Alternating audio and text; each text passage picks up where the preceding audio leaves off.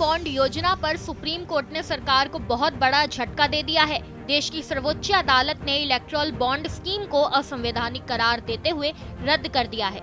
इतना ही नहीं, supreme court ने पिछले 5 सालों के चंदे का हिसाब किताब भी मांग लिया है। सुप्रीम कोर्ट ने कहा कि नागरिकों को ये जानने का अधिकार है कि सरकार के पास पैसा कहां से आता है और कहां जाता है। सुप्रीम कोर्ट ने अपने फैसले में कहा कि इलेक्टोरल बॉन्ड स्कीम में गोपनीय का प्रावधान सूचना का अधिकार अनुच्छेद 19(1) के तहत कानून का उल्लंघन करता है।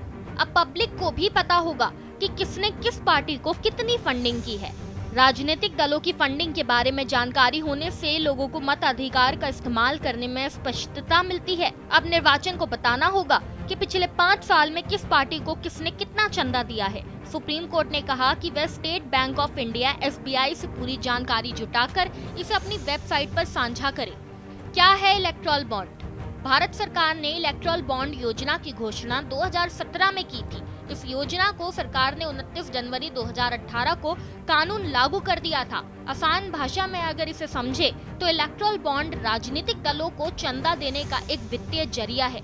ये एक वचन पत्र की तरह है जिसे भारत का कोई भी नागरिक या कंपनी भारतीय स्टेट बैंक की चुनिंदा शाखाओं से खरीद सकती है और अपनी पसंद के किसी भी राजनीतिक दल को गुमनाम तरीके से दान कर सकती है। किसे मिलता है इलेक्टोरल बॉन्ड?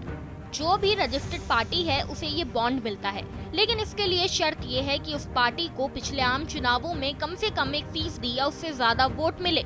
ऐसी ही रजिस्टर्ड पार्टी इलेक्टोरल बॉन्ड के जरिए चंदा पाने का हक रखती है।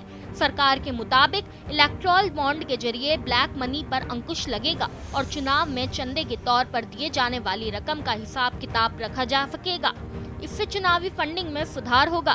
केंद्र सरकार ने अपने जवाबी हलफनामे में कहा कि चुनावी बॉन्ड योजना पारदर्शी है। कौन खरीद सकता है इलेक्टोरल बॉन्ड? कोई भी भारतीय नागरिक, कंपनी या संस्थान इलेक्टोरल बॉन्ड खरीद सकती है। इसके लिए state bank of India (SBI) की तय ब्रांच से बॉन्ड खरीदा जाता है। जब भी बॉन्ड जारी होने की घोषणा होती है तो उसे कोई भी 1000 से लेकर 1 करोड़ का बॉन्ड खरीद सकता है।